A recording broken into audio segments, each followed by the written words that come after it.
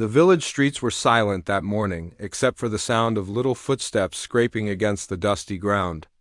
Amir, a thin boy no older than 12, walked with his head bowed low, trying to keep his shoes from tearing apart completely. They were old, worn-out sandals with broken straps tied back together with rough twine. Every step he took sent a sharp sting of embarrassment through his chest, for he knew the other children at school laughed at him whenever they saw his feet. His father, Rashid, watched quietly from the wooden bench outside their small clay home. Rashid's eyes followed his son's shuffle across the yard. He saw how Amir pressed his toes inward to hide the holes. He noticed the way Amir avoided looking at him, as though ashamed that his father could not afford new shoes. Rashid's hands, calloused from years of labor in the fields, clenched into fists. Inside his chest, he felt a heaviness that no words could ease. Life had not been kind to them. Years ago, Rashid had lost his wife during a difficult winter. Since then, he raised Amir alone, carrying the weight of father and mother together. The harvests grew weaker each season, and the little money he earned barely bought rice and flour. Shoes were a luxury, something that always had to wait until next month, though next month never arrived. At school, Amir sat quietly at the back of the class. The other boys wore polished shoes their parents had bought from the town market. Amir's sandals squeaked when he walked, and the sound became a signal for ridicule. Old shoes, the voices whispered behind him. Amir pretended not to hear, but each word sank deep inside. When the teacher called him to the board, he walked stiffly, wishing the ground would swallow him whole. One afternoon, as he left school, Amir stopped outside a small shoe shop near the bus stand. His eyes locked on a pair of simple brown shoes displayed behind the glass. They were not expensive by city standards, but to Amir they looked like treasures fit for a prince. He pressed his face closer to the window, studying every stitch, every curve. He imagined walking into class wearing those shoes, standing tall. No longer the boy everyone mocked, but dreams have a price. The shoes cost more than the coins he carried. Amir reached into his pocket, pulling out a few rupees he had earned by running errands for neighbors. It was nothing compared to the amount written on the price tag. Still, he decided in that moment he would save. He would skip small pleasures, carry loads for strangers, do whatever it took to gather enough. For weeks, Amir worked quietly after school. He carried bags at the market, fetched water for travelers, and polished rusty bicycles. Each time he earned a few coins, he dropped them into an old tin box he hid under his bed. At night, while his father slept, Amir opened the box and counted. The clinking sound of coins gave him courage, though the total was always less than what he needed. Meanwhile, Rashid noticed his son's exhaustion. He saw Amir returning late, his small hands blistered, his face pale. Rashid longed to ask, but pride held him back. He feared Amir would reveal something he could not fix. Instead, Rashid pretended not to notice. He told himself his son was simply restless, that perhaps he was playing with friends. Yet deep inside, Rashid's heart ached, for he sensed the silent burden Amir carried. One evening, as the sun dipped below the horizon, Amir returned home with tired steps. He placed his box under the bed and lay down, staring at the ceiling. That night, Rashid entered the room quietly. He saw the tin box glimmering faintly under the shadows. Curious, he reached for it and opened the lid. Inside lay a pile of coins, carefully stacked, each one a piece of his son's silent struggle. In that moment, Rashid's chest tightened. He understood everything: the late evenings, the weary eyes, the blisters. His son was saving for shoes, something a father should have given without question. Rashid closed the box and placed it back, his hands trembling. He sat on the bed's edge, watching Amir sleep, and tears rolled silently down his face. A storm brewed inside him. Pride battled shame, love collided with helplessness. He wanted to run out into the night and bring back the finest shoes for his son. But he had no money, no means. He lowered his head into his rough palms and wept silently, careful not to wake Amir. Outside, the moonlight spread across their humble home. Inside, father and son slept under the same roof. both dreaming of the same pair of shoes, one saving to buy them, the other crying because he could not, and so. The first chapter of their quiet struggle closed with unanswered questions, hidden tears, and a love too deep to be spoken aloud, but fate had only begun its cruel dance. The days passed slowly, marked not by calendars but by the sound of coins falling into a tin box. Amir's small savings grew bit by bit, though the road ahead remained long. Each evening, after finishing his schoolwork, he hurried to the market, offering his strength to anyone willing to pay. He carried baskets heavy enough to bend his back, scrubbed floors until his fingers stung, and ran errands across the dusty streets. The shopkeepers admired his determination, though few understood the reason behind it. At home, Amir stayed quiet.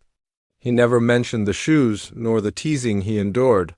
He ate silently, folded his schoolbooks, and slipped into bed early. His father, Rashid, observed every detail. He noticed the bruises on Amir's hands, the faint limp in his walk, the way exhaustion clung to his shoulders like an invisible weight. And though Rashid's heart screamed to intervene, he remained silent. He feared that revealing his knowledge of the tin box would break his son's fragile hope. One night, when Amir had drifted into sleep, Rashid sat outside under the stars. The fields stretched endlessly before him, dry and barren. He thought of the shoes, so simple, so ordinary, and yet so unreachable. He remembered his own childhood when his father had given him his first pair of sturdy boots. The memory pierced him like a blade, for he could not provide the same for his only child. A father's greatest pain, he thought, is watching his child suffer in silence. Weeks turned into months. Amir's savings grew, though slowly. The shoe shop window remained his beacon of hope. Every time he passed, he pressed his face to the glass, whispering silently to himself that one day they would be his. Yet fate rarely allows dreams to bloom without trial. At school, the bullying grew worse. A group of boys, led by one with a polished smile and brand-new sneakers, found delight in mocking Amir. They tripped him in hallways, whispered insults behind his back, and laughed at the squeak of his sandals. Each insult burned, but Amir pressed forward, fueled by the thought of the day he would walk into class wearing the brown shoes from the shop window. He imagined their silence, their envy, their shock. That vision kept him going. Rashid, too, fought his own silent battles. He worked longer hours in the fields, hoping to scrape together enough to surprise Amir, but drought had struck the land, leaving the soil cracked and lifeless. Wages fell, food prices rose, and his earnings barely covered survival. Many nights, Rashid went to bed hungry, leaving the last pieces of bread for his son. His body weakened, though he masked his pain with forced smiles. One evening, Amir returned home earlier than usual, clutching his tin box. He had finally gathered enough. His heart raced as he ran to the shoe shop, his hands trembling as he placed the coins on the counter. The shopkeeper counted carefully, then looked up with kind eyes. With a nod, he retrieved the brown shoes from the display. Amir held them as though cradling a treasure. The smell of new leather filled his senses, and for the first time in years, he felt whole. He wore them the next morning to school. Each step felt like walking on air. His classmates' eyes widened, and the whispers changed from laughter to envy. The boy with the brand-new sneakers looked away, unable to mock. For once, Amir felt the taste of dignity. He stood straighter, answered questions in class with confidence, and dared to smile. At home, Rashid noticed immediately. His son's old sandals were gone, replaced by sturdy brown shoes. He felt a stab in his chest, knowing exactly where they had come from. He imagined the endless nights Amir had spent working, the blisters, the exhaustion. Pride and sorrow collided within him. He wanted to shout with joy, yet weep with guilt. His son had carried the burden he should have borne. That night, while Amir slept soundly, Rashid picked up the shoes and held them in his rough hands. He studied the stitches, the solace, the laces. They were not extravagant, not even brand new. They had small scuffs that revealed they were second-hand. Yet to Amir they were priceless. Rashid's tears fell onto the leather, and he pressed the shoes against his chest, whispering apologies no one could hear. As he placed them back by the bed, A fierce determination sparked inside him.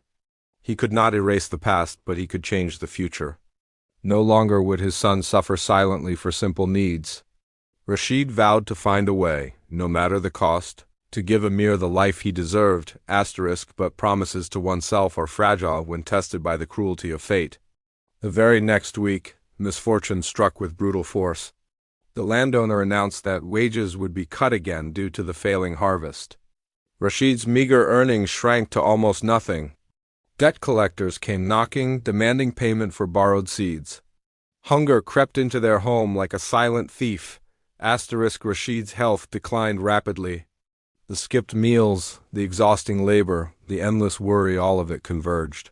He grew thinner, weaker, coughing in the night when he thought Amir could not hear. Yet he forced a smile each morning, unwilling to let his son see his suffering. Amir, however, noticed everything. He saw the deep lines on his father's face, the way he staggered when standing, the hollow look in his eyes. Fear began to grow in his heart. The shoes that once filled him with pride now felt heavy with guilt. He realized that while he had chased dignity, his father had been quietly collapsing under the weight of sacrifice, and so, as one dream was fulfilled, another storm brewed, one that would test the strength of their bond more than poverty ever could. The nights grew colder, and with them, Rashid's strength faded. His cough deepened, echoing through the silence of their small clay house. Each sound made Amir's chest tighten with fear. He wanted to ask, to beg his father to rest, but the words stuck in his throat. The shoes by his bed, once a source of joy, now stood as a reminder of the price his father had silently paid. Amir began to notice things he had once overlooked: the empty bowls at dinner, his father pretending he was not hungry, the way Rashid's clothes hung loosely on his thinning frame. Each detail cut deeper than the cruelest insults Amir had faced at school. He realized now that while he had worked for his shoes, his father had worked for his life. One evening, after another long day in the fields, Rashid stumbled at the door.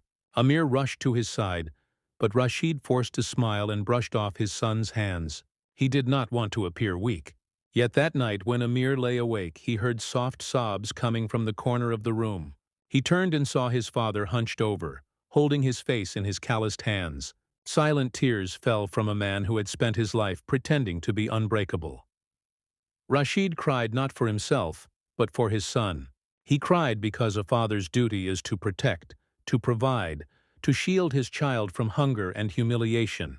And yet here he was, watching his son work like a grown man, saving coins for shoes, carrying burdens too heavy for his small shoulders.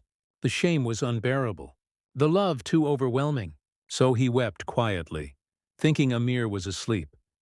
But Amir was not asleep. He saw everything. And in that moment, something shifted inside him. The boy who once dreamed only of shoes now dreamed of lifting his father from despair. The next morning, Amir left early for school, but instead of heading to class, he walked to the marketplace.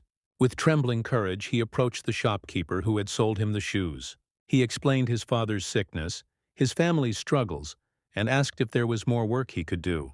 The shopkeeper, moved by the boy's determination, gave him small tasks: sweeping floors, stacking boxes, running deliveries. Amir worked until his arms ached, then returned home to study by candlelight.